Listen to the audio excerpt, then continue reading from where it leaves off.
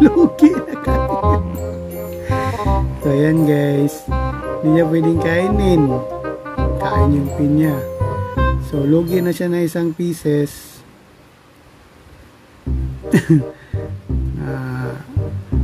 Tapos lugi pa siya ng pon. Okay, kasi makakain na tong pon na ito eh. Kain na to. Then drop tayo. So safe na tayo. Okay.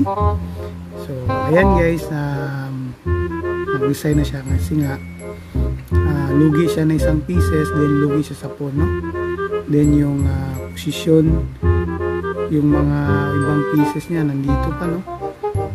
Tsaka pag naka-indrop na tayo, safe na tayo. Okay, so ayan guys, panalo na tayo.